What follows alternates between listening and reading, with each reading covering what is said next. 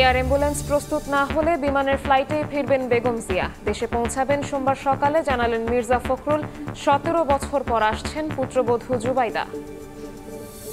নিরাপত্তাহীনতা নিয়েই কাজ করেন সংবাদকর্মীরা, নিশ্চিত হয়নি মত প্রকাশের স্বাধীনতাও। গণমাধ্যম সংস্কারে কমিশনের সুপারিশ। গ্যাসের দাম বৃদ্ধিতে শিল্প খাতে বাড়বে উৎপাদন ব্যয়। রফতানি বাজারে ছিটকে পড়ার পাশাপাশি অভ্যন্তরীণ বাজারে অসম প্রতিযোগিতার শঙ্কা। বিইআরসির সিদ্ধান্তে বাড়বে সংকট।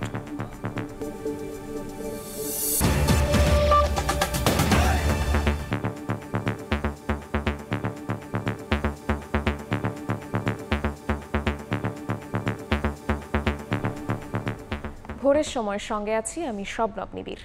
নারী অধিকার সংস্কার বিষয়ক কমিশনের প্রস্তাব বাতিল। শাপলা ট্র্যাজেডি, আওয়ামী শাসনামলের সব গণহত্যার বিচার সহ 5 দফা দাবিতে আজ রাজধানীতে মহাসমাবেশ করবে হেফাজতে ইসলাম। সকাল 9টা থেকে শুরু হয়ে বেলা 1টা পর্যন্ত সমাবেশ চলবে। এরই মধ্যে সোহরাওয়ার্দী উদ্যানে মঞ্চ তৈরি সহ সার্বিক প্রস্তুতি সম্পন্ন হয়েছে। মহাসমাবেশ উপলক্ষে শুক্রবার রাত থেকেই দেশের নানা প্রান্ত থেকে সোহরাওয়ার্দী উদ্যানে আসছেন নেতাকর্মীরা। এর আগে শুক্রবার দুপুরে সমাবেশ স্থল পরিদর্শন করেন সংগঠনের শীর্ষ নেতারা। এ সময় তারা সুশৃঙ্খলভাবে কর্মসূচিতে যোগ দিতে দেশবাসীর প্রতি আহ্বান জানান। ঢাকার বাইরে থেকে আগতদের নির্ধারিত 3টি পয়েন্ট ধরে সমাবেশ স্থলে আসার অনুরোধ জানানো হয়।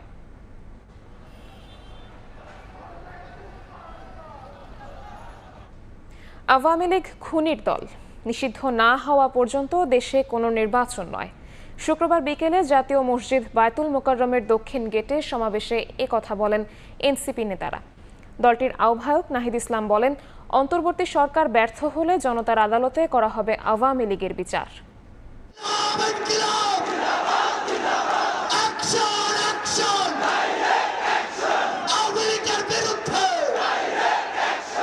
জুলাই গণঅভ্যুত্থানের অকুতভয় সৈনিক ছাত্র জনতা আবারও রাজপথে। আত্মপ্রকাশ অনুষ্ঠানের পর বড় জমায়েত জাতীয় নাগরিক পার্টি এনসিপির। আওয়ামী লীগ নিষিদ্ধ এবং গণহত্যার বিচার দাবিতে দৃপ্ত স্লোগানে প্রকম্পিত রাজধানীর জিপি মোড়, বায়তুল মুকাররমার গুলিস্তান এলাকা। বাদ জুমা এভাবেই জনতার ঢল নামে বায়তুল মুকাররমের দক্ষিণ গেটে।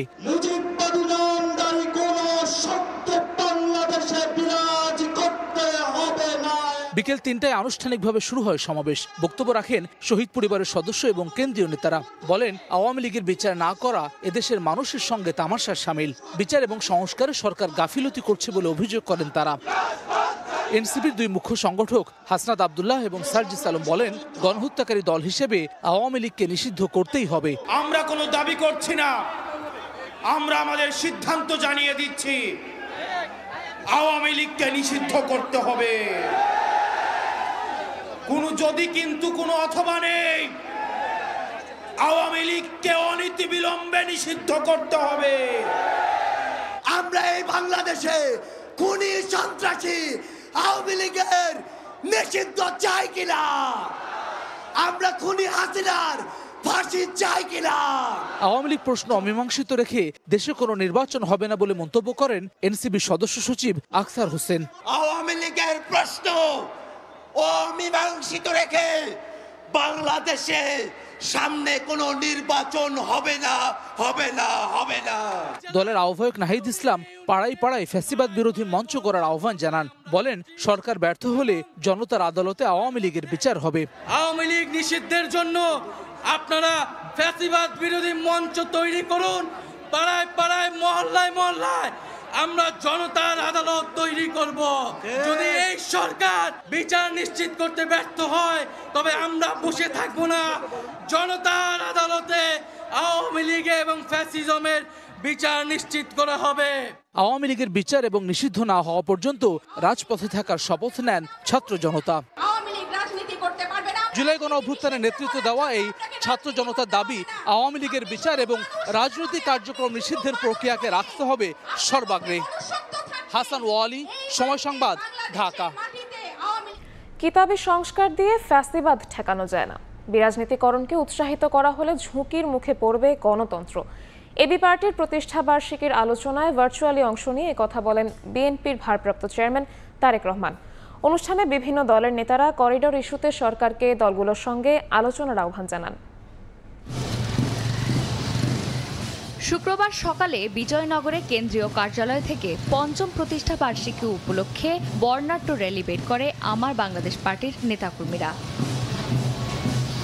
পরে এ উপলক্ষে প্রেস ক্লাবে আলোচনা সভায় অংশ নেন বিভিন্ন রাজনৈতিক দলের নেতারা। এ সময় তারা রাখাইনে করিডোরের বিষয়ে জনগণের কাছে স্পষ্ট করার আহ্বান জানান। ঐকমত্য কমিশন প্রস্তাব করেছে, তার সরাসরি বিরোধিতা নির্বাচন কমিশন করেছে।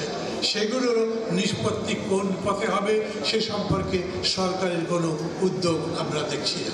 অন্তর্বর্তী সরকার মৌলিক প্রশ্নে কনসেনসাসের উপরে দাঁড়াবে, সেটাই আমাদের আকাঙ্ক্ষা।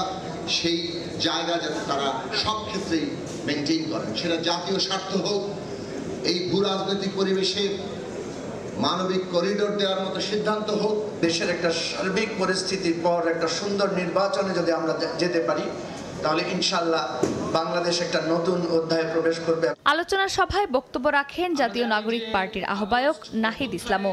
বলেন, রাজনীতি করার নৈতিক ভিত্তি হারিয়েছে আওয়ামী লীগ। আওয়ামী লীগের সেই নৈতিক ভিত্তি, রাজনৈতিক ভিত্তি হারিয়েছে। এখন তার আইনি বন্দোবস্ত কি হবে, কোন প্রক্রিয়ায়, কোন আইনি কাঠামোতে আমরা আওয়ামী লীগকে বাংলাদেশের রাজনীতি থেকে দূর করতে পারি এবং একটি গণতান্ত্রিক প্রক্রিয়ায় যেতে পারি, সেই বিষয়ে আমাদের সেই পথ আসলে উত্তরণ করতে হবে। অনুষ্ঠানে লন্ডন থেকে ভার্চুয়ালি যুক্ত হন বিএনপির ভারপ্রাপ্ত চেয়ারম্যান তারেক রহমান। বলেন, কিতাবী সংস্কার দিয়ে ফ্যাসিবাদ ঠেকানো যায় না।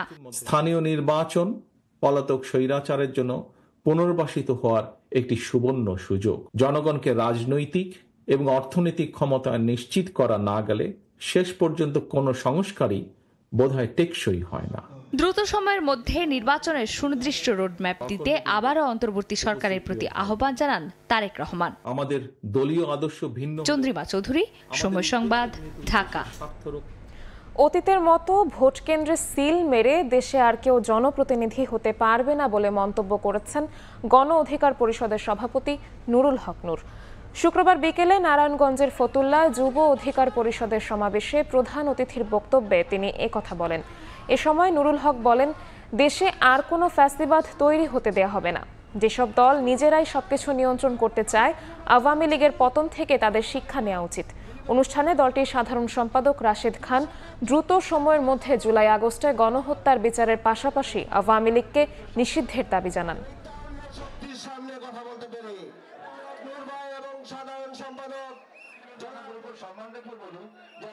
ছাত্র জনতা আগামীতে এই দেশে কোনো প্রতিবাদ তৈরি হতে দেবে না। আগামীতে যারা নেতা হবেন, জনপ্রতিনিধি হবেন, ওই ভোট কেন্দ্র দখল করে সিল মেরে জনপ্রতিনিধি হওয়ার দুঃস্বপ্ন দেখবেন না। জনগণ যাকে সমর্থন করবে, জনগণ যাদের পেছনে থাকবে, তারাই নেতা হবে, জনপ্রতিনিধি হবে, দেশ শাসন করবে। নির্বাচনের আগে গুরুত্বপূর্ণ সংস্কারের মাধ্যমে পুরানো কাঠামো পরিবর্তন করা না গেলে আবারও স্বৈরাচার ফিরে আসবে বলে মন্তব্য করেছেন জাতীয় ঐকমত্য কমিশনের সদস্য ডক্টর বদিউল আলম মজুমদার। শুক্রবার সকালে কুমিল্লায় চলমান উন্নয়ন প্রকল্পের অগ্রগতি বিষয়ক পর্যালোচনা সভা শেষে সাংবাদিকদের প্রশ্নের জবাবে একথা বলেন তিনি। রাজনৈতিক দলগুলোর সঙ্গে আলোচনা করে একটি জাতীয় সনদ প্রণয়নের চেষ্টা চলছে বলেও জানান তিনি।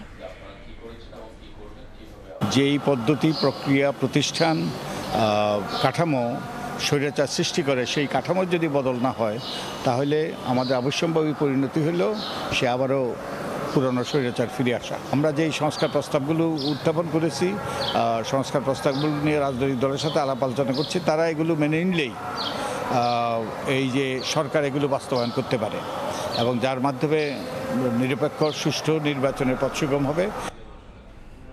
হামলা, মামলা, জীবনের হুমকির সঙ্গে চাকরি হারানোর ভয়, চরম নিরাপত্তাহীনতার মাঝেই পেশাগত দায়িত্ব পালন করতে হয় সংবাদকর্মীদের। তবে সাংবাদিক সুরক্ষা আইন, গণমাধ্যম সংস্কার কমিশনের সুপারিশ বাস্তবায়ন হলে এ অবস্থার পরিবর্তন হবে বলে মনে করছেন কমিশনের সদস্যরা। বিশেষজ্ঞরা বলছেন, রাষ্ট্রের চতুর্থ স্তম্ভ হিসেবে গণমাধ্যমের স্বাধীনতা নিশ্চিতে সরকার থেকে জনগণ সব পর্যায়ের মানসিকতার পরিবর্তন প্রয়োজন। বিশ্বমুক্ত গণমাধ্যম দিবসে শাতিলা শারমিনের রিপোর্ট। এমনকি সাংবাদিক হত্যা নির্যাতনের মামলা আদালতে ঝুলে থাকে যুগের পর যুগ, বিচার পান না ভুক্তভোগীরা। নারী সাংবাদিক হিসেবে আমার উপর আক্রমণ করা হয়েছে। মাঠে যারা কাজ করে তাদের উপর চাইলেই হামলা করা, এটা তো আসলে কোনোভাবে হইতে পারে না। সব পক্ষেরই বিরাট ভাজন আসলে সাংবাদিকদের হতে হয়। বিচার প্রক্রিয়া অনেক দিন হয়েছে, কিন্তু আমার মনে হয় যে ন্যায্য বিচারটা পায় নাই। যদিও আন্তর্জাতিক সংস্থা রিপোর্টার্স উইদাউট বর্ডারের 2025 সালের মুক্ত গণমাধ্যমের তালিকায় 16 ধাপ উন্নতি করলেও সাংবাদিকতার জন্য ঝুঁকিপূর্ণ দেশের মধ্যে বাংলাদেশের এখনও অবস্থান 31তম। বিশেষজ্ঞদের মতে রাষ্ট্র কাঠামো থেকে শুরু করে জনমানসিকতার পরিবর্তন না হলে মত প্রকাশের স্বাধীনতা অধরাই থেকে যাবে। সাংবাদিকদের বিরুদ্ধে জেনোসাইডের মামলা, এটা তো একই সাথে ভয়ঙ্কর এবং একই সাথে হাস্যকর। সংবাদপত্র কিংবা গণমাধ্যমে যে পুরোপুরি বিশুদ্ধ সেটা আমি বলবো না। আমি যে আদর্শকে ধারণ করি তার বিপরীত দিকে, সুতরাং ওইটাকে আমার ভাঙচুর করতে হবে, ওইটাকে আগুন ধরিয়ে দিতে হবে। সরকারের কোনো সমালোচনা করা যাবে না, কিংবা এখানে অন্যায় প্রতিবাদ হলে কিছু করা যাবে না, তাহলে পরে তো আর আমার গণমাধ্যম টিকবে না। আর গণমাধ্যম সংস্কার কমিশনের সদস্য শামসুল হক জাহিদ জানান, মুক্ত গণমাধ্যমের জন্য যে প্রস্তাবনা দেওয়া হয়েছে তা বাস্তবায়ন হলে অবস্থার উন্নতি হতে শুরু করবে। সাংবাদিক সুরক্ষা আইন আমরা প্রস্তাব করেছি এবং একটা আইনের খসড়াও তৈরি করে দিয়েছি আমরা। প্রেস কাউন্সিলের বদলে আমরা বলছি একটা পার্মানেন্ট প্রেস কমিশন। এই দুইটা জিনিস যদি সরকার করে দেয় তাহলে আমাদের মনে হয় অনেকগুলো জিনিস স্ট্রিমলাইন্ড এবং ডিসিপ্লিনড হবে। সংস্কার কমিশনের সুপারিশ বাস্তবায়নে সরকার, রাজনৈতিক দল, গণমাধ্যম মালিক সহ সংশ্লিষ্ট সবার ভূমিকা জরুরি বলেও মনে করেন কমিশনের সদস্যরা।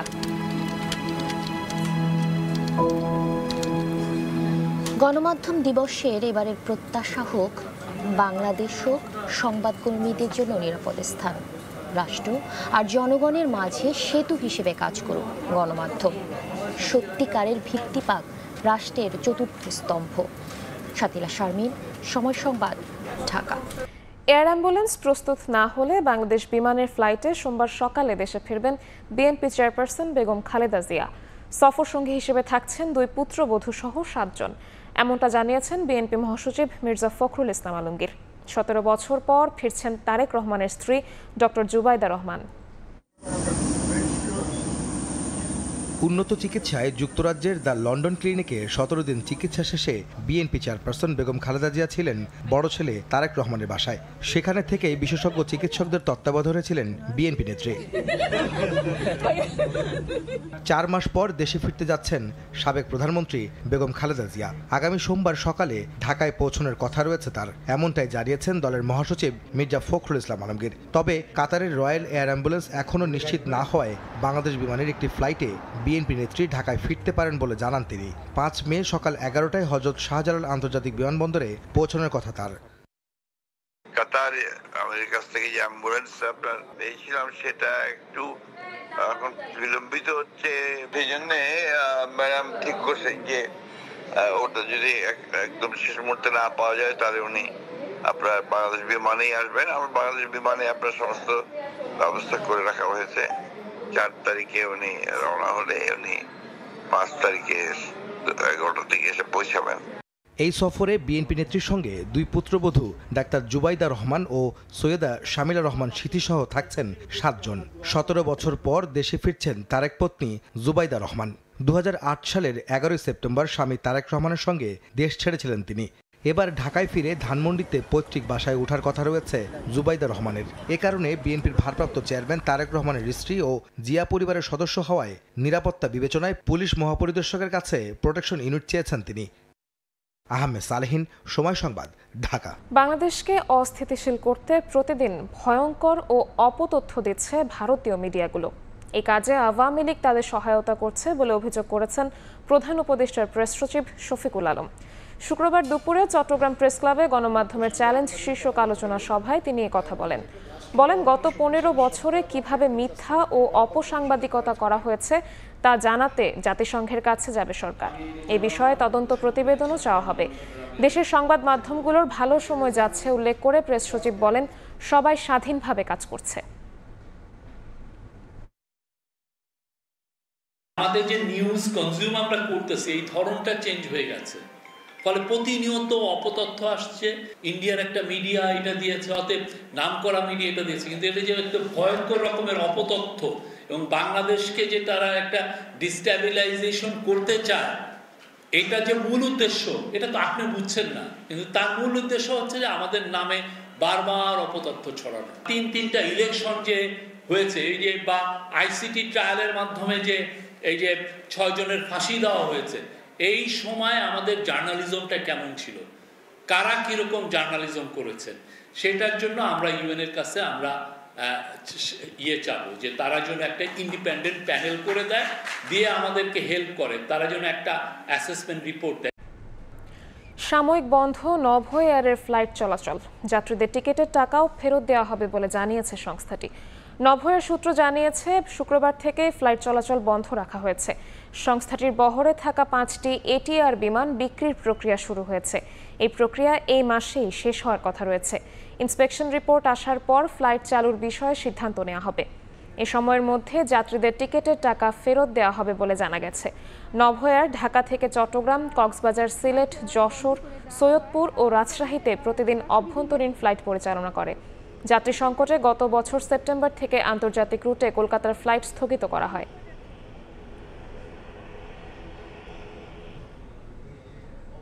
শিল্প খাতে গ্যাসের দাম বৃদ্ধিতে উৎপাদন ব্যয় বাড়বে 3 থেকে 5%। এতে যেমন রফতানি বাজারে প্রতিযোগিতায় পিছিয়ে পড়বে দেশ, তেমনি নতুন পুরান গ্যাস সংযোগে এক রকম দাম নির্ধারণে অভ্যন্তরীণ বাজারে তৈরি করবে অসম প্রতিযোগিতা, এমন শঙ্কা উদ্যোক্তাদের। এদিকে ক্যাবের জ্বালানি উপদেষ্টার দাবি, বিইআরসির দুর্নীতি দমন না করে গ্যাসের দাম বাড়ানোর সিদ্ধান্ত বিনিয়োগ ও কর্মসংস্থানকে ঠেলে দেবে কঠিন চাপে। এমএস আরিফিনের রিপোর্ট। নানা প্রতিকূলতা মোকাবিলা করে চলছে দেশের উৎপাদন খাত। বৈশ্বিক নানা ইস্যুতেও যোগ হয় নতুন নতুন চ্যালেঞ্জ। সব বাধা সহজে মোকাবিলায় নিরবিচ্ছিন্ন গ্যাস সরবরাহের কথা বলে 2023 সালের জানুয়ারিতে এক লাফে শিল্প খাতে গ্যাসের দাম বাড়ানো হয় 150 থেকে 180%। এরপর শিল্প উদ্যোক্তাদের পকেট থেকে বাড়তি টাকা গেছে ঠিকই, কিন্তু শিল্পে যায়নি প্রতিশ্রুত গ্যাস। একদম বর্ধিত একটা অস্বাভাবিক মূল্য হয়েছে, সেই মূল্যটা আমরা তো বহন করতে পারছি না, আবার আমরা গ্যাসও পাচ্ছি না। কস্টিংটা দুইভাবেই বাড়ছে, একভাবে হচ্ছে আবার গ্যাসের মূল্য বৃদ্ধির কারণে, আরেকটা হচ্ছে না পাওয়ার কারণে।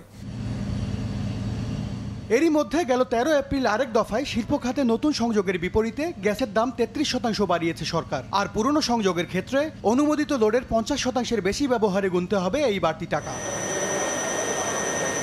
দেশের অর্থনীতির প্রাণ তৈরি পোশাক ও বস্ত্র খাতের উদ্যোক্তাদের হিসাব, এতে তাদের উৎপাদন খরচ বাড়বে 3 থেকে 5%, যা রপ্তানি বাজার থেকে ছিটকে ফেলতে পারে বাংলাদেশকে। নতুন যিনি ব্যবসা আসবেন তার রেটটা যখন ডিফারেন্ট হবে, তখন অটোমেটিক্যালি তার ব্যবসাতে যে একটা প্রতিযোগিতার যে সক্ষমতা সেটা কিছুটা কম থাকবে। 33% গ্যাসের দাম বৃদ্ধি করলে আমাদের এটা 5%-এর মধ্যে এফেক্ট পড়বে।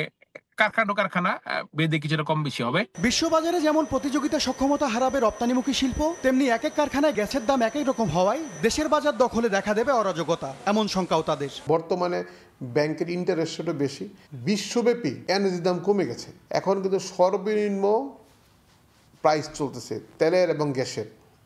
সে সময় আপনি এই মূল্যটা বৃদ্ধি করলেন, এতে ভবিষ্যতে নতুন কোনো ফ্যাক্টরি হবে না। গ্যাসের সংকট ও দাম বৃদ্ধিতে যখন বহুমুখী চাপে শিল্প খাত, তখন জ্বালানি বিশেষজ্ঞরা বলছেন শিল্প বান্ধব জ্বালানি নীতি তৈরি করতে দূর করতে হবে বাংলাদেশ এনার্জি রেগুলেটরি কমিশন বিইআরসির দুর্নীতি।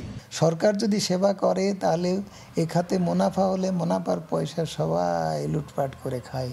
ইন্ডাস্ট্রি খাতে জ্বালানির মূল্য বাড়িয়ে শিল্প পণ্যের উৎপাদন ব্যয় বাড়িয়ে দেওয়া, সেবার উৎপাদন ব্যয় বাড়িয়ে দেওয়া, ব্যয় বাড়িয়ে দিলে সে বাজারে কম্পিটিশনে টিকতে পারবে না। আমদানি নির্ভর জ্বালানি থেকে বের হয়ে স্থানীয়ভাবে গ্যাসের উৎপাদন বাড়ানোর পরামর্শ এই জ্বালানি বিশেষজ্ঞের। মূল্যও বেড়ে যাচ্ছে, ভর্তুকিও বেড়ে যাচ্ছে, ঘাটতিও বেড়ে যাচ্ছে, লোডশেডিংও বেড়ে যাচ্ছে। এমএস আরিফিন, সময় সংবাদ, ঢাকা। ব্যবধানে বাজারে বেড়েছে সব ধরনের মুরগির দাম। বেশিরভাগ সবজি বিক্রি হচ্ছে 60 থেকে 80 টাকা কেজি দরে, তবে মিনিকেট চালের দাম কমেছে কেজিতে 7 থেকে 10 টাকা পর্যন্ত। রমজানের পর থেকে মুরগির বাজারে স্বস্তি থাকলেও আবারও তা ঊর্ধ্বমুখী। সপ্তাহ ব্যবধানে ব্রয়লার ও সোনালিতে দাম কেজিতে বেড়েছে 10 থেকে 20 টাকা পর্যন্ত, আর 50 টাকা পর্যন্ত বেড়েছে দেশি মুরগির দাম। সরকার দাম এটে যেন সিন্ডিকেট যেন না হয়, সিন্ডিকেট হলে মুরগির রেট উল্টাপাল্টা হয়ে যাচ্ছে। পুরো মার্কেটে ইমব্যালেন্স হয়ে রয়েছে, কোনো একটা দাম হয়তো বাড়তেছে, কোনো একটা দাম কমতেছে।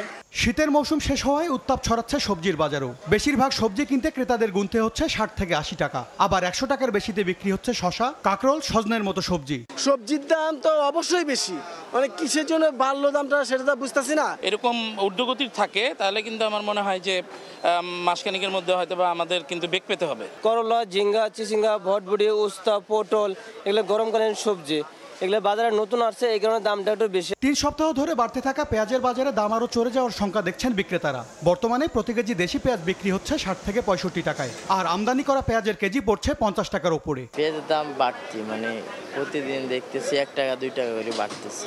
তবে স্বস্তি ফিরেছে চালের বাজারে। সপ্তাহ ব্যবধানে মিনিকেটের দাম কেজিতে 7 থেকে 10 টাকা কমতির খবর জানিয়েছেন কারওয়ান বাজারের বিক্রেতারা। মোটা চালের দামও কমেছে কেজিতে 3 টাকা। যে চাল 88 টাকা ছিল ওটা এখন 79 টাকা চলতেছে। যেমন 28 যেটা 60 টাকা ছিল ওটা এখন আপনার 55 টাকা, 5 টাকা কেজিতে কমে গেছে। এখন একটু কমতেছে, তো আরো কমলেও ভালো হবে। বড় মৌসুমে নতুন চাল বাজারে আসায় বেড়েছে সরবরাহ, সামনে আরো দাম কমার আশা বিক্রেতাদের। MS আরিফিন, সময় সংবাদ, Dhaka. Thai Aluminium. The better is now the best. Shapla tragedy Awami লীগের শাসনামলে সব গণহত্যার বিচার সহ 5 দফা দাবিতে আজ রাজধানীর সোহরাওয়ার্দী উদ্যানে মহাসমাবেশ করবে হেফাজতে ইসলাম। রাত থেকে আসতে শুরু করেছেন নেতাকর্মীরা। এই মুহূর্তে সমাবেশ স্থলে আছেন রিপোর্টার শফিক মুন্সি। সরাসরি যাচ্ছি তার কাছে। শফিক, 2013 সালে শাপলা ট্র্যাজেডিতে যে ঘটনাটি ঘটেছিল তার বিচার এবং একই সাথে বিগত 1 যুগেরও বেশি সময় ধরে হেফাজতে ইসলামের নেতাকর্মীদের বিরুদ্ধে মিথ্যা যে মামলাগুলো হয়েছে সেগুলো প্রত্যাহারের দাবি সহ মোট 5 দফা দাবিতে যে হেফাজতে ইসলামের আজকের মহাসমাবেশ হওয়ার কথা এই সোহরাওয়ার্দী উদ্যানে, সেটির যে প্রস্তুতি তা একেবারেই সম্পন্ন। এবং আমরা যেটা জেনেছি যে সকাল 9টায় এই মহাসমাবেশটি শুরু হবে, কিন্তু গতকাল রাত থেকেই সোহরাওয়ার্দী উদ্যানে কিন্তু বিভিন্ন এলাকার যে মুসল্লিরা আছেন, ধর্মপ্রাণ মানুষরা আছেন, তারা কিন্তু এই সোহরাওয়ার্দী উদ্যানে আসা শুরু করেন এবং যার প্রেক্ষিতে সকাল 6টার মধ্যেই কিন্তু এই সোহরাওয়ার্দী উদ্যানের মূল যে চত্বর এবং সমাবেশ স্থল সেটি কিন্তু এক প্রকার বলা যায় যে লোকারণ্য হয়ে উঠেছে এরই মধ্যে। এবং আমরা যে জিনিসটি জানতে পেরেছি যে আজ যে 5টি দাবি নিয়ে সংগঠনটি এই মহাসমাবেশ করছে তার মধ্যে অন্যতম হচ্ছে নারী বিষয়ক সংস্কার কমিটির যে প্রস্তাবগুলো আছে সেগুলো বাতিল করা, সংবিধানে বহুত্ববাদের যে প্রস্তাবটি আছে সেটি বাতিল করে আল্লাহর উপর পূর্ণ বিশ্বাস এবং আস্থা এই বাক্যটি পুনরস্থাপন করা, একই সাথে ইসরায়েল ও ভারত সহ বিশ্বের বিভিন্ন দেশে যে মুসলিম নিপীড়ন হচ্ছে সেই নিপীড়নের বিরুদ্ধে যেন বাংলাদেশ সরকারের পক্ষ থেকে কূটনৈতিক তৎপরতা চালানো হয় সেই দাবিটিও আসলে করা হয়েছে। আমরা যেটা জানি যে হেফাজতে ইসলামের কেন্দ্রীয় আমির তিনি আসলে এখানে বক্তব্য দেবেন এবং আজ কিন্তু এই সমাবেশ স্থল থেকে সংগঠনটি একটি ঘোষণাপত্র দেবে এবং সরকারের কাছে তারা মোটা দাগে যে 5টি দাবি আছে সেই দাবিগুলো তারা তুলে ধরবেন এবং তারা চাইবেন যেন দ্রুত আসলে এই দাবিগুলো সমাধান করা হয়। এবং আমরা যেটা জানতে পেরেছি যে সকাল 9টায় শুরু হতে যাওয়া এই মহাসমাবেশটি বেলা 1টা পর্যন্ত চলবে এবং এই সমাবেশে হেফাজত ইসলামের কেন্দ্রীয় অনেক নেতৃবৃন্দ তারা আসলে দলের যে নেতাকর্মী তাদের উদ্দেশ্যে বক্তব্য দেবেন। তো এই ছিল আমার কাছে সোহরাওয়ার্দী উদ্যান থেকে হেফাজত ইসলামের যে মহাসমাবেশ সেই ব্যাপারের সর্বশেষ খবর। সরাসরি যুক্ত ছিলাম রাজধানীর সোহরাওয়ার্দী উদ্যানে। ভোরের সময় আরও থাকছে। 2 দফা মেয়াদ বাড়িয়েও শেষ হয়নি চট্টগ্রামের পয় নিষ্কাশন প্রকল্প, বেড়েছে ব্যয়ও। ওয়াসার অদক্ষতাকে দুষছেন বিশেষজ্ঞ, কাজ দ্রুত এগুচ্ছে দাবি কর্তৃপক্ষের। হজ যাত্রীর চাহিদা থাকলেও ভিসা জটিলতা সহ বেশ কিছু কারণে ফাঁকা যাচ্ছে এয়ারলাইন্সের আসন। এতে পরবর্তী সময়ে আসন নিয়ে জটিলতার শঙ্কা রয়েছে। যদিও হাব বলছে অতিরিক্ত স্লট থাকায় যাত্রী পরিবহনের সমস্যা হবে না। আর হজ অফিস বলছে ভিসা না পাওয়াদের পরবর্তী টিকিট ইস্যুর ক্ষেত্রে প্রযোজ্য হবে না বাড়তি ফি।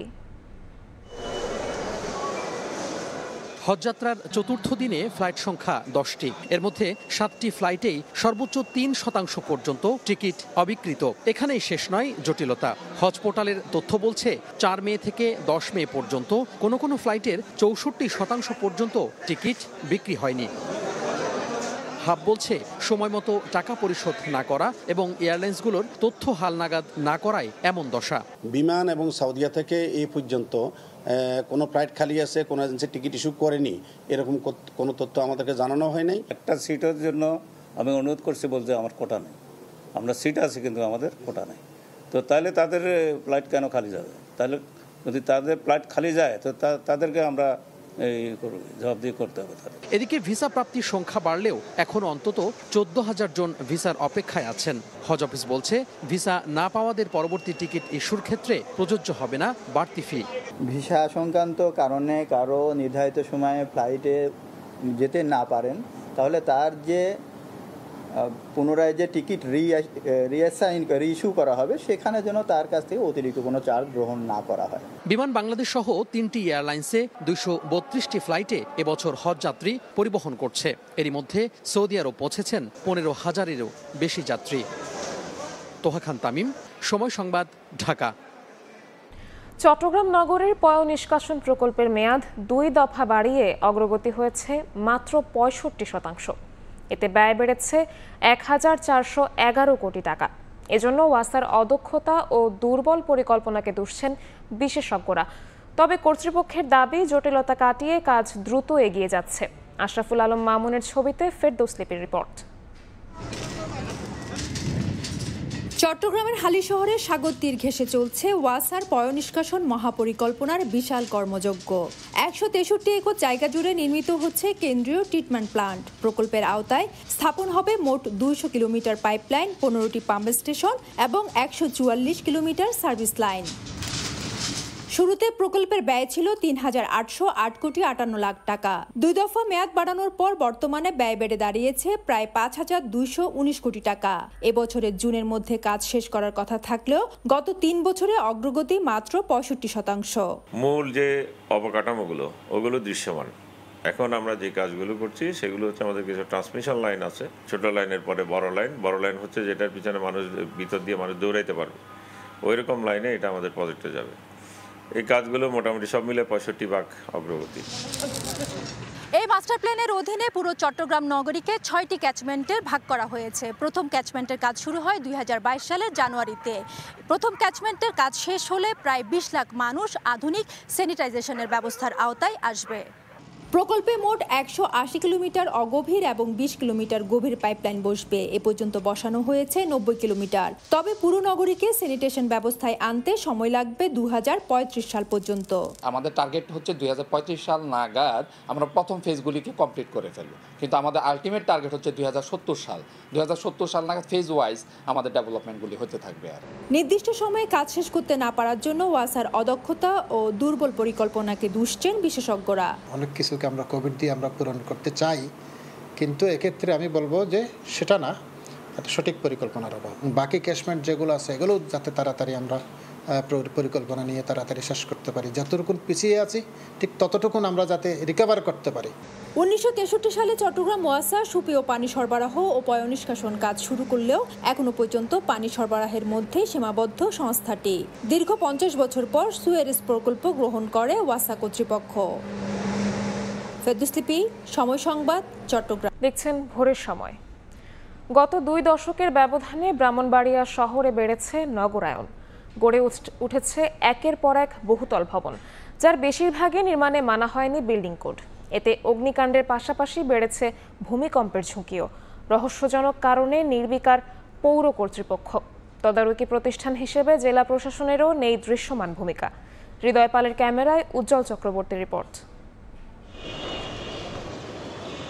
জনবসতির পাশাপাশি এভাবেই ক্রমশ নগরায়নের পরিধি বাড়ছে ব্রাহ্মণবাড়িয়া শহরে। 1968 সালে প্রতিষ্ঠিত 150 বছরের বেশি প্রাচীন পৌরসভায় বাড়ছে পরিধিও। প্রতিদিন বিভিন্ন পাড়া মহল্লায় গড়ে উঠছে বহুতল ভবন। অথচ এসব ভবন নির্মাণের ক্ষেত্রে মানা হচ্ছে না কাঠামো, স্থাপত্য কৌশল, ভিত্তিক কৌশল, অগ্নি প্রতিরোধ ব্যবস্থা, উচ্চগতি পাম্পিং ব্যবস্থা, গ্যাস বিদ্যুৎ লাইনের ছাড়পত্র, আলো বাতাস চলাচলের ব্যবস্থা ও ইটিভি বাস্তবায়ন সহ নানা নীতিমালা। ব্রাহ্মণবাড়িয়া পৌরসভার তথ্য মতে পৌর এলাকায় 30,000-এর বেশি বাড়ি হোল্ডিং নম্বর রয়েছে। এর মধ্যে নীতিমালা অনুযায়ী 6 তলা থেকে 14 তলা ভবনকে বহুতল ভবন হিসেবে ধরা হয়। এমন বহুতল ভবনের সংখ্যা অন্তত 1.5 শতাধিক। অথচ এ বিষয়ে পৌর কর্তৃপক্ষ নীরব।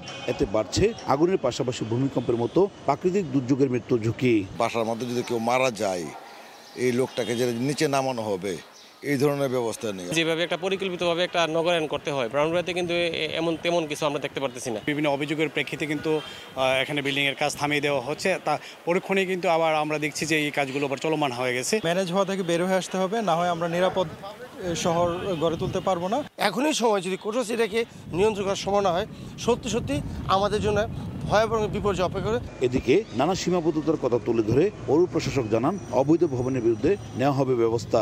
আর জেলা প্রশাসক জানান নতুন করে কেউ যেন অবৈধভাবে ভবন নির্মাণ করতে না পারে এ ব্যাপারে কঠোর নির্দেশনা দেওয়া হয়েছে। যে বিল্ডিংগুলো অলরেডি হয়ে গেছে বা যেগুলো নতুনভাবে প্রক্রিয়াধীন আছে, অবশ্যই আমরা আমাদের পৌরসভার যারা আছেন তাদের দিয়ে আইনানুগভাবে যেটা হবে আমরা অবশ্যই সেটা ব্যাপারটা নেওয়ার জন্য সর্বোচ্চ চেষ্টা করব। প্রাথমিক অবস্থা এটা যাতে রোধ করা যায় সেই বিষয়ে আমি দ্রুত মেয়র সাহেবকে বলেছি। এছাড়া যাতে সহজে মানুষ অনুমোদনটা পেতে পারে সেই বিষয়টা নজর দেওয়ার জন্য বলা হয়েছে। 18.5 বর্গ কিলোমিটার ব্রাহ্মণবাড়িয়া পৌরসভায় ছোট বড় মাঝারি আকারে মিলিয়ে অন্তত 800-র বেশি ভবন রয়েছে। উজ্জ্বল চক্রবর্তী, সময় সংবাদ, ব্রাহ্মণবাড়িয়া। পর্যটন কেন্দ্র হওয়ায় খাগড়াছড়ি রাঙামাটি সড়কে দিন দিন বাড়ছে যানবাহন। আঞ্চলিক মহাসড়ক 24 ফুট প্রশস্তের কথা থাকলেও 61 কিলোমিটার অংশে প্রশস্ত মাত্র 12 ফুট। সড়ক সরু ও আঁকাবাঁকা হওয়ায় প্রায়ই ঘটে দুর্ঘটনা। পর্যটক সহ যাত্রীরা পড়েন ভোগান্তিতে। একই চিত্র খাগড়াছড়ির সাজেক সড়কেও। সড়ক বিভাগ বলছে আঞ্চলিক মহাসড়কটি প্রস্তুতকরণ ও বাঁক সরলীকরণ প্রকল্পের সমীক্ষা চলছে। জিতেন বড়ুয়ার তথ্য ও ছবিতে রিপোর্ট। নিয়ম অনুযায়ী আঞ্চলিক মহাসড়কগুলোর 24 ফুট প্রশস্ত থাকার কথা, কিন্তু রাঙামাটি খাগড়াছড়ি 61 কিলোমিটার আঞ্চলিক মহাসড়ক প্রশস্ত মাত্র 12 ফুট। দিন দিন এ পথে যানবাহন ও চলাচলকারী বাড়লেও সড়কটির এমন দশায় ভারী যানবাহন চলাচল ব্যাহত হচ্ছে। ভোগান্তিতে পড়ছেন পর্যটকরা। 1980-র দশকে নির্মিত সড়কটিতে ঝুঁকিপূর্ণ অনেক বাঁক থাকায় প্রায়ই ঘটছে দুর্ঘটনা। দ্রুত সড়কটি সংস্কারের পাশাপাশি ঝুঁকিপূর্ণ বাঁক কমানোর দাবি চলাচলকারীদের। টানিয়ে যায়, আমাদের অনেক সময় নিচে চলে যেতে হয়, গ্যাপে চলে যেতে হয়। রোডটা শুরু হওয়ার কারণে আমরা সাইড দেওয়ার জায়গা থাকে না। বড় গাড়ি চালাইতে কষ্ট হয়, একটাকে আরেকটা সাইড দিতে পারে না, দুর্ঘটনা বেশি হয়। চলাফেরা করা খুবই কষ্ট হয়ে যায় এই রাস্তার কারণে। একটা জায়গায় জাম বাজলে অনেক সময় ঢাকা চিটাঙ্গের মতো জাম 2-3 ঘন্টা জাম বাজেই থাকে। সড়ক বিভাগ বলছে আঞ্চলিক মহাসড়কটি প্রশস্তকরণ ও বাঁক সরলীকরণ প্রকল্পে পরিবেশগত সমীক্ষা চলছে। এছাড়া দুর্ঘটনা রোধে চলতি অর্থবছরে 15টি অতি ঝুঁকিপূর্ণ বাঁক অপসারণ করা হবে। এই সড়কের প্রশস্তকরণের জন্য আমরা ইতিমধ্যে একটা প্রকল্প তৈরি করেছি। তবে আমরা প্রাথমিকভাবে যে সমস্ত জায়গাতে দুর্ঘটনা হওয়ার সম্ভাবনা থাকে সে সমস্ত কারভেসারগুলা বাঁকগুলাতে এই অর্থবছরে আমাদের রেগুলার যে মেইনটেনেন্স ফান্ড থাকে সেই ফান্ডের আওতায় আমরা 15টি বাঁককে সরলীকরণ করব।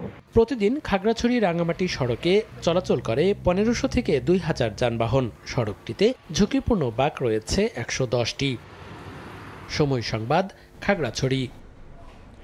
কাপ্তাই হ্রদে মাছ শিকারে 3 মাসের নিষেধাজ্ঞায় কর্মবিহীন হয়ে পড়েছেন জেলেরা। এ সময় ভিজিএফ কার্ডে 20 কেজি করে চাল দেয়া হলেও তা পর্যাপ্ত নয় বলে দাবি জেলেদের।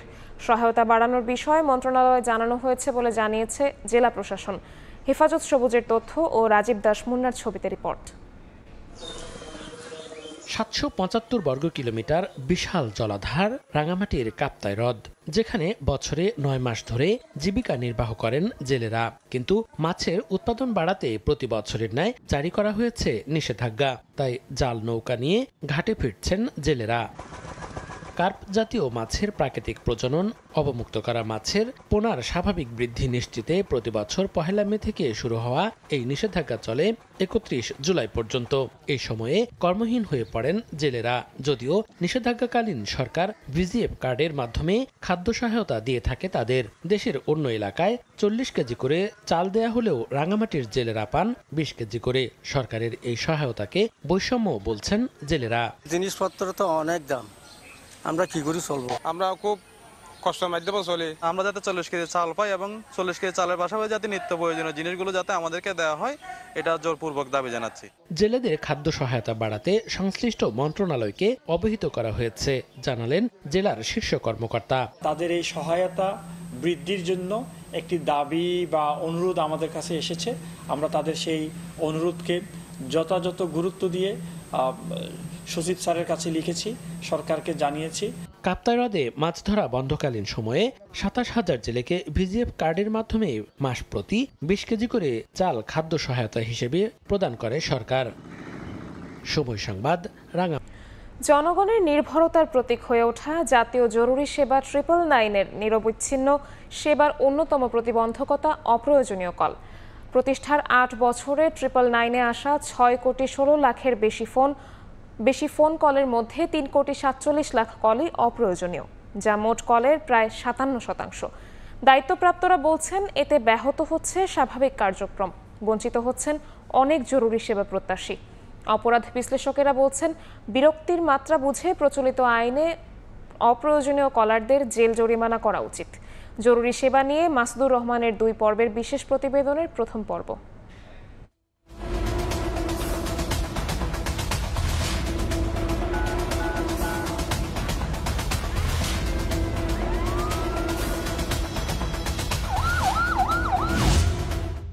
রাজধানীর মোহাম্মদপুরের সলিমুল্লাহ রোডের বাসিন্দা মুক্তিযোদ্ধা জাফরুল ইসলাম।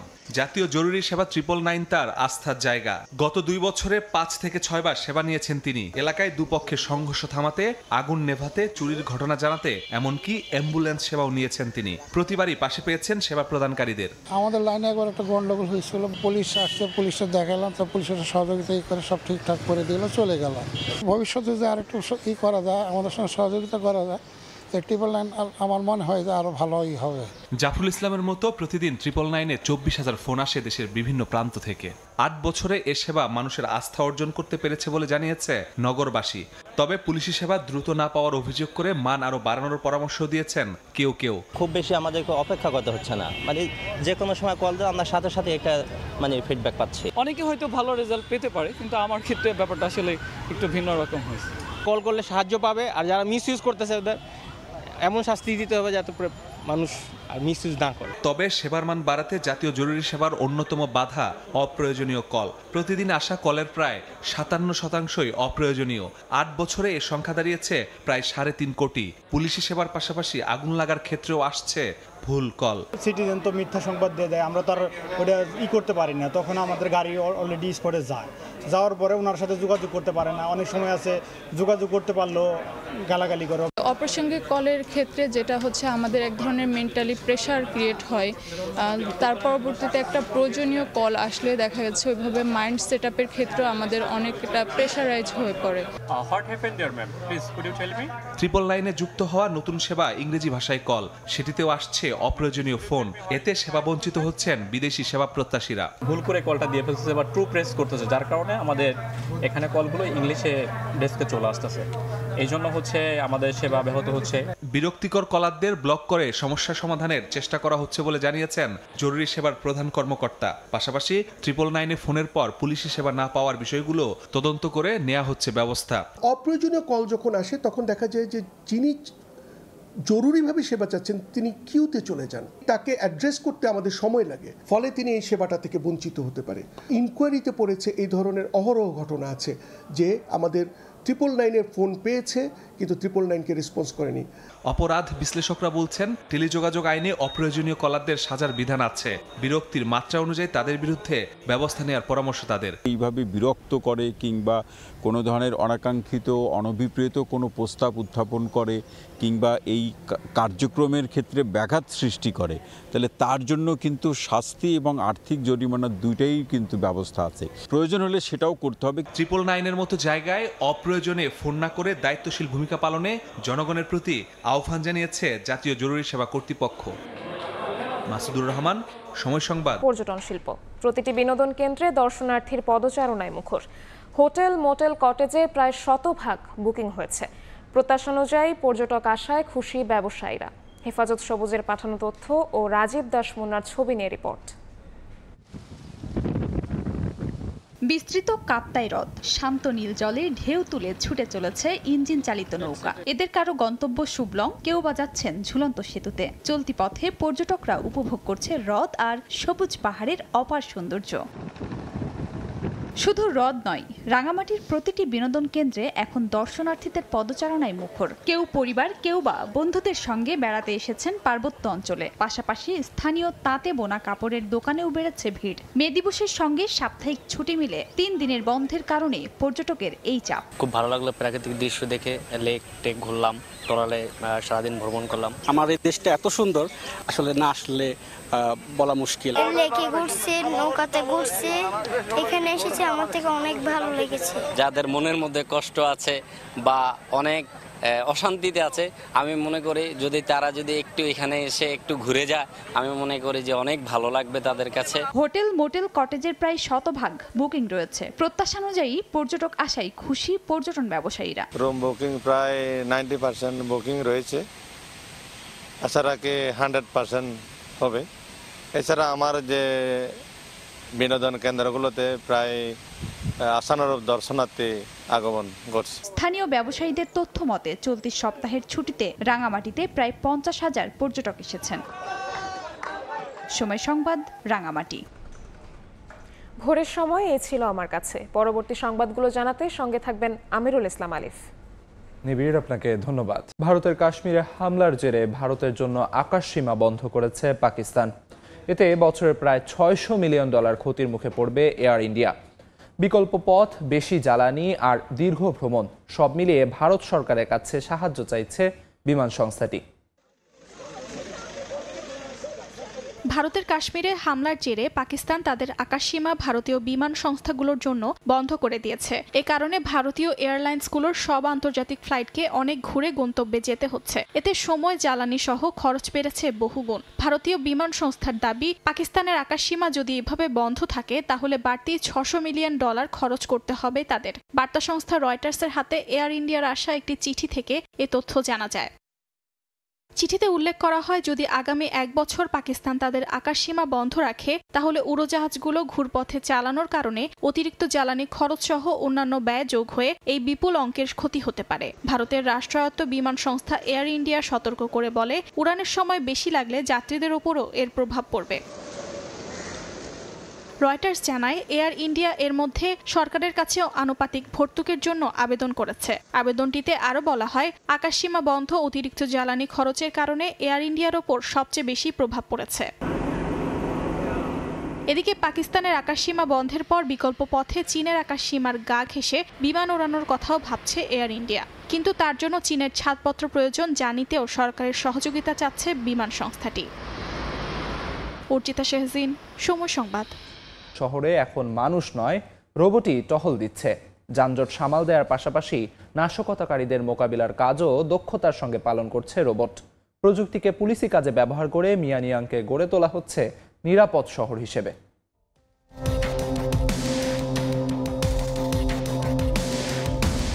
সকাল 8টা থেকে বিকেল 5টা পর্যন্ত মিয়ানইয়াং শহরের ব্যস্ততম সড়কে এখন রোবট পুলিশের পদচারণা। মাল্টিমডেল এআই প্রযুক্তির এই হিউম্যানয়েড রোবট ট্রাফিকের গতিপথ নিয়ন্ত্রণ করছে। গাড়ির লাইসেন্স স্ক্যান করার পাশাপাশি পথচারীদের সঙ্গে কথাও বলছে। গরমের মধ্যে দাঁড়িয়ে থাকা পুলিশের বদলে এখন ব্যস্ততম মোড়ের দায়িত্ব পালন করছে কৃত্রিম বুদ্ধিমত্তার রোবট। ট্রাফিকের বাইরে মাঠ পর্যায়ে রোবট নামাচ্ছে পুলিশ। সিচুয়ানের স্পেশাল ফোর্স মহড়ায় দেখা যায়, একটি রোবট কুকুর দৌড়ে গিয়ে সন্দেহভাজনের দিকে ছুড়ে দেয় একটি অপরাধী ধরার জাল। মাথার ওপর ঘূর্ণায়মান 360 ডিগ্রি ক্যামেরা, চারপাশে 4টি লেন্স সবকিছু ধারণ করে তাৎক্ষণিকভাবে পাঠাচ্ছে পুলিশের কন্ট্রোল রুমে। অর্থাৎ অপরাধীদের শনাক্তে সদা জাগ্রত যন্ত্র কুকুর। পর্যবেক্ষণের দিক দিয়ে কোনো ক্ষেত্রে মানুষের চেয়েও এগিয়ে কৃত্রিম বুদ্ধিমত্তার এই রোবট। পুলিশ বলছে, এই রোবট কুকুর শুধু টহল দেয় না, আচরণ পর্যবেক্ষণ করে, স্বয়ংক্রিয়ভাবে পরিচয় যাচাই করতে পারে। বিপজ্জনক পরিস্থিতিতে আক্রমণ ঠেকাতেও সক্ষম এগুলো। মিয়ানিয়াংয়ের ব্যবসায়িক এলাকা, হাইটেক পার্ক আর কৃত্রিম হ্রদের পাশে নিয়মিত মোতায়েন থাকছে এসব যন্ত্রসঙ্গী। মানুষের বিকল্প নয়, বরং তার সহায়ক হয়ে উঠছে এই যান্ত্রিক পুলিশ। পুরো অপারেশন পরিচালনা করছে শহরের ইন্টেলিজেন্স কমান্ড সেন্টার। কর্মকর্তারা বলছেন, রোবট ব্যবহার মানে এখন আর আধুনিক বিলাসিতা নয়, এটি বাড়াবে পুলিশের কার্যক্ষমতা, কমিয়ে আনবে নিরাপত্তা ঝুঁকি। আমিরুল ইসলাম আলিফ, সময় সংবাদ। বিয়ের কেক মানেই কি শুধু সুস্বাদু এক মিষ্টি খাবার? প্রচলিত এই ভাবনাকে পাল্টে দিয়েছে সুইজারল্যান্ড ও ইতালির একদল গবেষক। তারা তৈরি করেছেন পৃথিবীর প্রথম খাবার উপযোগী একটি রোবট কেক। কেকের ওপর নাচছে গামি বিয়ার, ঝলমল করছে এলইডি মোমবাতি। শুধু নাচেই থেমে নেই, পাম্প চালিত বাতাসের চাপে একে অপরকে জড়িয়ে ধরে ভালোবাসাও প্রকাশ করছে তারা। সুইজারল্যান্ড ও ইতালির একদল গবেষক এবার আবিষ্কার করেছেন খাবার উপযোগী একটি রোবট কেক, যার নাম দেয়া হয়েছে রোবো কেক। এই কেকটি সচল রাখতে চকলেট, ভিটামিন B2, কোয়ারসেটিন ও অ্যাডিকটিভ কার্বন দিয়ে তারা তৈরি করেছেন বিশ্বের প্রথম খাবার উপযোগী রিচার্জেবল ব্যাটারিও। এই অভিনব প্রযুক্তি শুধু মজার নয়, বরং পরিবেশ বান্ধবও। আশা করছি ভবিষ্যতে এই প্রযুক্তি ব্যবহার করে স্মার্ট পিল তৈরি করা যাবে, যা হজম প্রক্রিয়া পর্যবেক্ষণে সহায়তার পাশাপাশি পরিবেশগত তথ্য সংগ্রহ করতে পারবে। এই প্রযুক্তি শুধু মজার খেলনা নয়, ভবিষ্যতে রোবো কেকে ব্যবহৃত উপাদানগুলো বন্য প্রাণী ও পরিবেশ পর্যবেক্ষণের উপাদান হতে পারে বলে জানিয়েছে সংশ্লিষ্টরা। মৌসুমী সাথী, সময় সংবাদ। সমাপ্ত জিম্বাবুয়ে সিরিজ দিয়ে 4 বছরের গেরো খোলায় এবার শতককে অভ্যাসে পরিণত করতে চান টাইগার ওপেনার সাদমান ইসলাম অনিক। আসন্ন টেস্ট সাইকেলে ওপেনিং স্লটে নিতে চান দায়িত্ব। তার মতে বাংলাদেশের ড্রেসিং রুমের পরিবেশ এখন আগের চেয়ে অনেক স্বস্তির। আছে আক্ষেপও, লাল বলের ক্রিকেটে নিয়মিত হলেও রঙিন পোশাকে কখনোই ডাক না পাওয়া পোড়ায় তাকে। তবে ওয়ানডে ফরম্যাটে নিজের কাজটা ঠিকঠাক করতে চান সাদমান, ধরে রাখতে চান ডিপিএল এর ফর্ম। দৃষ্টি তার সংক্ষিপ্ত সংস্করণের ক্রিকেটেও। বাংলাদেশ জিম্বাবুয়ে সিরিজ শুরু হওয়ার আগে সময় সংবাদে তিনি জানিয়েছিলেন আক্ষেপ ঘোচাতে চান। সেই আক্ষেপ তিনি ঘুচিয়েছেন। বাংলাদেশি ওপেনার হিসেবে 28 মাস 12 দিন পর আভিজাত্যের ক্রিকেটে পেয়েছেন শতকের দেখা, আর নিজের ক্যারিয়ারে 4 বছর পর। কথা বলবো সাদমান ইসলাম অনিকের সঙ্গে। সাদমান, স্বাগত আপনাকে, ধন্যবাদ সময় দেওয়ার জন্য। এই শতকটা নিশ্চয়ই আপনার জন্য স্পেশাল। পাকিস্তানও আমরা দেখেছিলাম একটা নার্ভাস 90 ছিল। না, তা তো অবশ্যই স্পেশাল। মানে শতক তো সবসময় স্পেশাল হয়ে থাকে। অনেকদিন পরে এই সেঞ্চুরিটা দেখা ছিল খুব, মানে এবার মানে সামনে অনেকগুলো অনেকগুলো প্রিমিয়ার লিগে ম্যাচও খেলা হয়েছে, যার কারণে আপনার কনফিডেন্সটাও ভালো ছিল আর প্র্যাকটিসটাও খুব ভালো হয়েছে, যার কারণে এখানে হয়তো বা ভালো একটা রেজাল্ট। জিম্বাবুয়ের সঙ্গে নিশ্চয়ই প্রত্যাশিত সিরিজ হয়নি, আমরা সিরিজ জয়ের আশাই করেছিলাম। প্রথম টেস্টটাই একটু নিশ্চয়ই আপনাদের ব্যাকফুটে ঠেলে দিয়েছিল, সেখান থেকে ঘুরে আসাটা আসলে কতখানি টাফ ছিল? প্রথম ম্যাচটা হারার পরে নিজেরা খুব কনফিডেন্ট ছিলাম যে আমরা ভালোভাবে কামব্যাক করবো, তো ওইভাবেই আমরা প্রস্তুতি নিচ্ছিলাম। তো লাস্ট ম্যাচটা আসা মানে আলহামদুলিল্লাহ আমাদের টিম ওয়াইজ বা আমরা খুব ভালো টিম হয়ে মানে একটা টিম গেম খেলছি। প্রথম 2 টেস্ট সাইকেলে আমরা একেবারে নবম হয়ে শেষ করেছিলাম, গেল টেস্ট সাইকেলে আমাদের উন্নতি হয়েছে, আমরা সপ্তম হয়ে শেষ করেছি। এবার টেস্ট সাইকেল শুরু হওয়ার আগে নিশ্চয়ই একটা মাইন্ড সেট আপ রয়েছে, এবং ওপেনার যেহেতু আপনি টাচেও রয়েছেন। লাস্ট ইয়ার আমাদের খুব ভালো একটা ফ্লো ছিল, তো আশা করব যে এইবারও আমরা টিম ওয়াইজ খুব ভালো, আলহামদুলিল্লাহ। ইনশাল্লাহ নেক্সট স্টেজ আমরা যে সিরিজগুলো বা ম্যাচগুলো হবে ইনশাল্লাহ চেষ্টা করব খুব ভালোভাবে উইন করা যায়। আমরা দেখেছি গেল টেস্ট সাইকেলে আমরা ঘরের মাঠের চাইতে অ্যাওয়ে সিরিজগুলো খুব ভালো খেলেছি, মানে এর কি আসলে স্পেসিফিক কোনো কারণ আপনার কাছে মনে হয়? না, এমন কোনো স্পেসিফিক আমার কাছে মনে হয় না। তো আমরা অ্যাজ এ টিম আমরা হয়তোবা দেশে হয়তোবা আমাদের লাক ফেভার করেনি লাস্ট কিছু ম্যাচ, বা দেশের বাইরেও আমরা ভালো ক্রিকেট খেলছি বা টিম হয়েও খুব ভালো ক্রিকেট খেলছি। সাদমানকে তো সবাই আসলে টেস্ট ক্রিকেটারে তকমাই দেয়, বাংলাদেশের প্রেক্ষাপটে শুধু একজন টেস্ট ক্রিকেটার, এই তকমাটা কতটুকু আসলে নেতিবাচক? না, এটা অবশ্যই, কারণ আমি আন্ডার 19 খেলার পর থেকে এখন পর্যন্ত কোনো এই টিমেরও মানে হোয়াইট বল আমার খেলা হয়নি। তো হয়তো বা আগে আমি প্রিমিয়ার লিগে রান করলেও আমাকে নিয়ে চিন্তা ভাবনা করতো না। তো এখন আলহামদুলিল্লাহ সামনে লাস্ট যে আপনার প্রিমিয়ার লিগে ম্যাচটা খেলছি, তো চেষ্টা করছি কীভাবে নিজেকে প্রুভ করা যায়। তো সামনে অবশ্যই ইনশাল্লাহ যদি মনে করেন বা আমি যদি ভালো খেলতে পারি তো অবশ্যই সুযোগ আসবে। আপনারা যারা এখন বাংলাদেশকে লিড দিচ্ছেন, ড্রেসিং রুমের কি অবস্থা? মানে একটা সময় পর্যন্ত ড্রেসিং রুমের অনেক আবহাওয়া নেতিবাচক খবর বলতো। ড্রেসিং রুম তো আলহামদুলিল্লাহ খুবই ভালো। এখন যে আমাদের টিমমেটস, আমি সবসময় আমাদের ড্রেসিং রুমটা আমার খুব মানে এনজয় করি। টিম ওয়াইজ আমরা যখন মিটিং করি বা সবসময় চেষ্টা করি যে কীভাবে টিমকে সামনে রাখা যায়, আর আমার সিনিয়ররাও খুব হেল্প করে এতে। সামনে শ্রীলঙ্কা সিরিজটা আসলে আমাদের জন্য কতখানি চ্যালেঞ্জিং হবে? প্রথমত অ্যাওয়ে ট্যুর, তারপর আবার টেস্ট সাইকেল শুরু হচ্ছে। চেষ্টা থাকবে ওদের সাথে যাতে আমরা ভালো ক্রিকেট খেলতে পারি, আর আমরা টিম ওয়াইজ খুবই ভালো টিম এখন আলহামদুলিল্লাহ। ইনশাআল্লাহ খুব তাড়াতাড়ি ভালো একটা রেজাল্ট পাই। আমরা পাকিস্তানে খুব ভালো ক্রিকেট খেলছি, তো ইচ্ছা থাকবে আমরা যাতে সেম ক্রিকেটটা আমরা শ্রীলঙ্কাতে খেলতে পারি, যাতে ভালো একটা রেজাল্ট আসতে পারে। অনেক অনেক ধন্যবাদ আপনাকে। কথা বলছিলাম সাদমান ইসলাম অনিকের সঙ্গে, এবং তিনি একটা কথা বলছেন, শুধুমাত্র টেস্ট ক্রিকেটারের তকমা তিনি গায়ে রাঙাতে চান না, রঙিন বলের পাশাপাশি খেলতে চান রঙিন পোশাকের ক্রিকেটও। এছাড়াও শ্রীলঙ্কার বিপক্ষে সিরিজ নিয়েও আশাবাদী সাদমান, আশাবাদী আসন্ন টেস্ট সাইকেল নিয়েও। মাহবুব রিমন, সময় সংবাদ, ঢাকা। শেষ মুহূর্তে নিউজিল্যান্ড এ দলের বিপক্ষে ওয়ানডে সিরিজের স্কোয়াড থেকে বাদ দেওয়া হয়েছে মোস্তাফিজুর রহমানকে। ডিপিএল এ লিগ পর্ব না খেললেও সুপার লিগের ম্যাচে পর্যাপ্ত প্রস্তুতি হওয়ায় তাকে বিশ্রামে রাখা হয়েছে বলে জানান নির্বাচকরা। তার পরিবর্তে দলে ডাক পেয়েছেন খালেদ আহমেদ। এদিকে সিরিজ সামনে রেখে এদিন সিলেটে প্রথমবারের মতো অনুশীলন করেছে বাংলাদেশ দল। আন্তর্জাতিক ক্যারিয়ারটা 10 বছরের। বিশ্ব ক্রিকেটে শুরুটা ছিল স্বপ্নের মতো, সেই মোস্তাই যেন এখন রংহীন। তবে এর দায় কার? ফিজ নিজেও বা কতটা চিন্তিত নিজের পারফরমেন্স নিয়ে? এবার শেষ মুহূর্তে বাদ পড়লেন নিউজিল্যান্ডের বিপক্ষে এ দলের সিরিজ থেকে। বর্তমান সময়ে ফ্র্যাঞ্চাইজি ক্রিকেটে মুস্তাফিজের কদরটা নেই বললেই চলে। আইপিএল, পিএসএল বা অন্য লিগে তার প্রতি আগ্রহই নেই কারো, যার কারণ ধারাবাহিকতার অভাব। টাইগারদের চ্যাম্পিয়ন্স ট্রফির শেষ ম্যাচেও রাখা হয়নি মুস্তাফিজকে। এরপর আর কোনো সাদা বলের আন্তর্জাতিক ম্যাচ ছিল না বাংলাদেশের। তবে প্রশ্ন, এর মাঝে মুস্তাফিজ নিজের ভুলগুলো ঠিক করতে চেষ্টা করেছেন কতটা? চ্যাম্পিয়ন্স ট্রফির পর মুস্তাফিজের সামনে ভুল শুধরানোর মঞ্চ ডিপিএল। তবে পেমেন্ট ইস্যুতে ফিজ খেলেননি লিগ পর্বে। সুপার লিগে খেলেছেন মোহামেডানের হয়ে। সামনে আবার আছে পাকিস্তানের বিপক্ষে টি-20 সিরিজ। এর আগে 17 মে আরব আমিরাতের বিপক্ষে শুরু হবে 2 ম্যাচের টি-20 সিরিজ। প্রস্তুতির কথা বিবেচনায় তাকে রাখা হয় নিউজিল্যান্ডের বিপক্ষে এ দলের সিরিজে। তবে বাংলাদেশ দল যখন সিলেটে, তখনই হুট করে ঘোষণা আসে এই সিরিজে রাখা হচ্ছে না তাকে। তার জায়গায় ডাক পেয়েছেন খালেদ আহমেদ। গণমাধ্যমে তাকে রেখে বাদ দেওয়ার ব্যাখ্যা হিসাবে নির্বাচকরা বলেছেন, যখন তারা দল নির্বাচন করেছেন তখন মোস্তার পর্যাপ্ত প্রস্তুতি নিয়ে শঙ্কা ছিল তাদের। পরে ডিপিএলে তার 5 ম্যাচে 28 ওভার বোলিংয়ে সন্তুষ্ট হয়ে নাকি নিয়েছেন এমন সিদ্ধান্ত। কিন্তু ডিপিএল তো শেষ হয়েছে আরও 3 দিন আগে। তাহলে এ সিদ্ধান্ত নিতে এত সময় কেন লেগেছে নির্বাচকদের? নাকি মোস্তাই চাচ্ছেন না খেলতে? তবে খেললে লাভ হতো বাংলাদেশেরই। এবছর সব মিলিয়ে মোটে 2টি আন্তর্জাতিক ম্যাচ খেলেছেন ফিজ, তাও পারফরমেন্স খুব একটা ভালো নয়। নিউজিল্যান্ডের এ দলটা বেশ ভালো। 9 জন আছেন যারা খেলেছেন ব্ল্যাক ক্যাপসদের মূল দলে। এদিকে নিউজিল্যান্ড সিরিজ সামনে রেখে সিলেটে এদিন প্রথমবারের মতো অনুশীলন করেছে বাংলাদেশ এ দল। ফিল্ডিং সেশন শেষে দীর্ঘক্ষণ নেটে নিজেদের ঝালিয়ে নিয়েছেন শামীম ইমনরা। প্র্যাকটিসে নাইম শেখ, নুরুল হোসেন সোহানকে দেখা গেছে বেশ সিরিয়াস। আবারও জাতীয় দলে ফিরতে এই সিরিজকে বড় চ্যালেঞ্জ হিসেবে নিয়েছেন এই দুই ক্রিকেটার। পেসার ইবাদত হোসেনের সামনেও আছে এমন চ্যালেঞ্জ। সোমবার সিরিজের প্রথম ওয়ানডেতে নিউজিল্যান্ড এ দলের মুখোমুখি হবে বাংলাদেশ। তামিম হোসেন, সময় সংবাদ। ম্যানুয়েল সান্ডের জোড়া গোলে বিপিএল শিরোপার আরও কাছে পৌঁছে গেল মোহামেডান। কুমিল্লায় পুলিশ এফসিকে 3-1 গোলে হারিয়ে শীর্ষস্থান আরও মজবুত করেছে আলফাজ আহমেদের দল।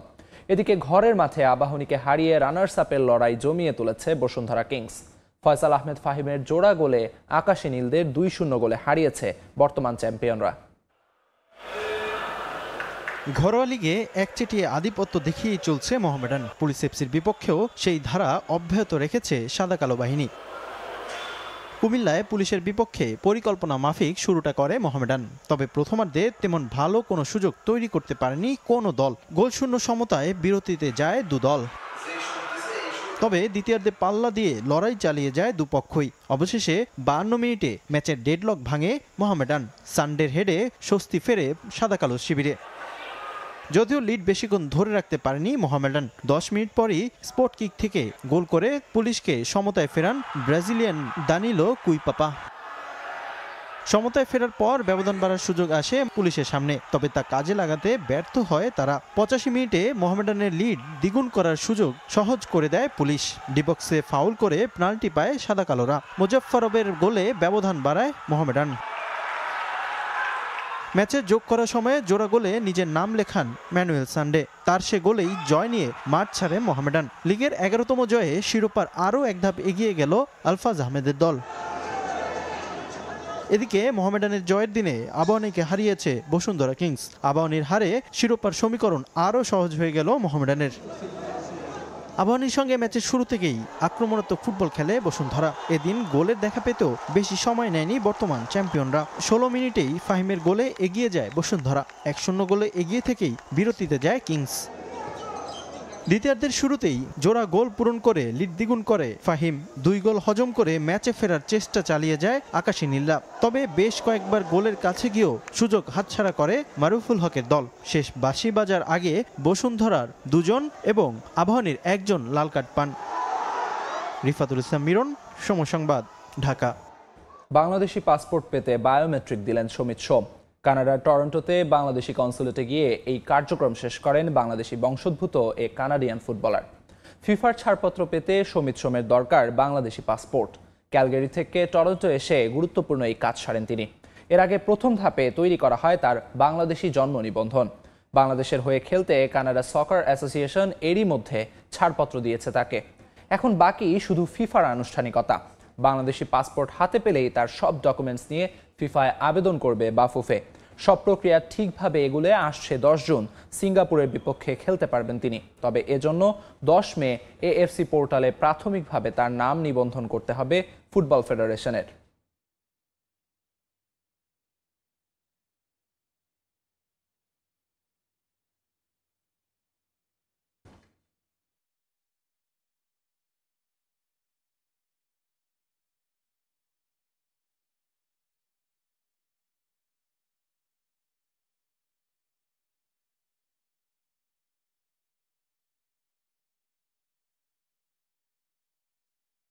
বছর পর দাবা প্রিমিয়ার লিগের শিরোপা জিতল তিতাস। লিগের শেষ রাউন্ডে উত্তরা চেস ক্লাবকে হারিয়ে 16 পয়েন্ট নিয়ে চ্যাম্পিয়ন হয়েছে তারা।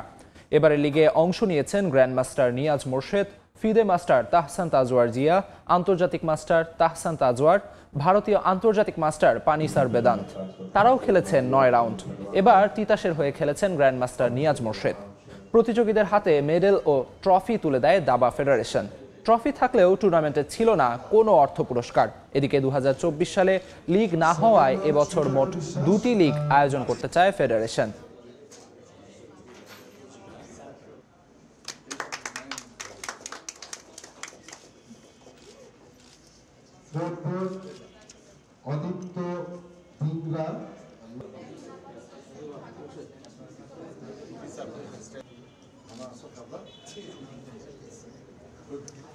And finally, board 6 is up to Mohammad Anisur Rahman, Bangladesh Police, performance rating 193. অনূর্ধ্ব 15 বছর বয়সী কিশোর কিশোরীদের নিয়ে কুড়িগ্রামে অনুষ্ঠিত হচ্ছে মাসব্যাপী ফুটবল প্রশিক্ষণ কার্যক্রম। তারুণ্যের উৎসব থেকে বাছাইকৃতদের নিয়ে করা এই প্রশিক্ষণ ক্যাম্পের মাধ্যমে জাতীয় দলে ফুটবলার যোগান দেওয়ার লক্ষ্য প্রশিক্ষকদের। আর এখান থেকে নিজেদের স্বপ্ন পূরণের পথে অনেকখানি এগিয়ে যাচ্ছেন বলে মত শিক্ষার্থীদের। কুড়িগ্রাম থেকে বাদশা সৈকতের প্রতিবেদন। ফুটবল নিয়ে মাঠে প্রশিক্ষণে ব্যস্ত একদল কিশোর কিশোরী। তাদের চোখে মুখে স্বপ্ন আকাশ ছোঁয়ার। জাতীয় কিংবা আন্তর্জাতিক পর্যায়ে ফুটবল খেলে সুনাম অর্জন করার লক্ষ্য তাদের। সে লক্ষ্য পূরণে প্রশিক্ষণ দিচ্ছেন ক্রীড়াঙ্গনের শিক্ষকরা। কুড়িগ্রাম সরকারি বালক উচ্চ বিদ্যালয় মাঠে প্রতিদিন এভাবেই প্রশিক্ষণে ব্যস্ত সময় পার করেন জেলার বিভিন্ন উপজেলা থেকে আসা অনূর্ধ্ব 15 বছর বয়সের কিশোর কিশোরীরা। তৃণমূল থেকে জাতীয় ও আন্তর্জাতিক মানের প্রতিভাবান খেলোয়াড় তুলে আনতে মাসব্যাপী এ প্রশিক্ষণের আয়োজন করে জেলা ক্রীড়া অফিস। আর প্রশিক্ষণে অংশ নিয়ে নিজেদের স্বপ্ন পূরণের পথে এগিয়ে যাওয়ার প্রত্যাশা শিক্ষার্থীদের। আশা করি আগামীতে আরও ভালো প্রশিক্ষণ পেলে আমরা ন্যাশনাল টিমে জাতীয় দলে খেলার মতো যোগ্যতা অর্জন করব। আমরা এখানে ভালোভাবে ট্রেনিং দিয়ে যেন একজন ফুটবলার হতে পারি, এই কারণে আমরা মূল লক্ষ্য নিয়ে এখানে এসেছি। এখানে অনেক ভালোভাবে ট্রেনিং দেওয়া হয়। ইচ্ছা হলো যে একজন প্লেয়ার হয়ে জাতীয় পর্যায়ে খেলার, তারপরও অন্য অন্য দেশে খেলার জন্য একজন ভালো প্লেয়ার হব। আমরা প্রত্যন্ত অঞ্চল থেকে এই প্রশিক্ষণে এসেছি। আগামীতে সবাই আমাদের জন্য দোয়া করবেন, আমরা যেন একজন ভালো ফুটবল খেলোয়াড় হতে চাই। তৃণমূল থেকে উঠে আসা খেলোয়াড়রা দেশের ফুটবলে বড় অবদান রাখতে পারবে বলে বিশ্বাস প্রশিক্ষকদের। প্রতিভাবান এই ফুটবলারদের মাধ্যমে জাতীয় পর্যায়ে অবস্থান তৈরি করাই এই আয়োজনের মূল লক্ষ্য। ক্রীড়া অধিদপ্তরের মাধ্যমে আমাদের প্রায়শই এই প্রশিক্ষণগুলোই আমাদেরকে এগিয়ে নিয়ে যাচ্ছে। তো এই ধরনের প্রশিক্ষণ এবং প্রতিযোগিতার কারণে আমরা শুধু যে বিভিন্ন পেশাদারি ফুটবলে ভালো করছি তাই না, বিভিন্ন টুর্নামেন্টগুলো যে হয় সেখানেও আমাদের রেজাল্ট খুবই ভালো। তারুণ্যের উৎসব 2025 উপলক্ষে জেলা ক্রীড়া অফিসের আয়োজনে মাসব্যাপী এই ফুটবল প্রশিক্ষণের মূল উদ্দেশ্য হচ্ছে তৃণমূল পর্যায় থেকে প্রতিভাবান খেলোয়াড় বের করে জাতীয় পর্যায়ে খেলোয়াড় সরবরাহ করা। যুব ক্রীড়া মন্ত্রণালয়ের আওতায় তারুণ্যের উৎসব 2025 উপলক্ষে 35 জন কিশোর ও 25 জন কিশোরীকে নিয়ে মাসব্যাপী এই ফুটবল প্রশিক্ষণ শুরু হয় গেল 27 এপ্রিল। সময় সংবাদ, কুড়িগ্রাম। এ পর্যায়ে শীর্ষ সংবাদগুলো জানিয়ে দিচ্ছি আরেকবার। শাপলা চত্বরে হত্যার বিচার সহ 5 দফা দাবিতে হেফাজতের মহাসমাবেশে নেতাকর্মীর ঢল, স্লোগানে মুখর সোহরাওয়ার্দী উদ্যান।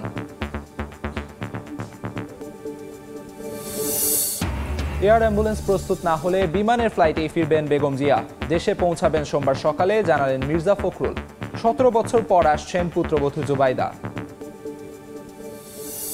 হত্যাহীনতা নিয়েই কাজ করেন সংবাদকর্মীরা, নিশ্চিত হয়নি মত প্রকাশের স্বাধীনতাও, গণমাধ্যম সংস্কারে কমিশনের সুপারিশ। গ্যাসের দাম বৃদ্ধিতে শিল্প খাতে বাড়বে উৎপাদন ব্যয়, রফতানি বাজারে ছিটকে পড়ার পাশাপাশি অভ্যন্তরীণ বাজারে অসম প্রতিযোগিতার শঙ্কা, বিইআরসির সিদ্ধান্তে বাড়বে সংকট।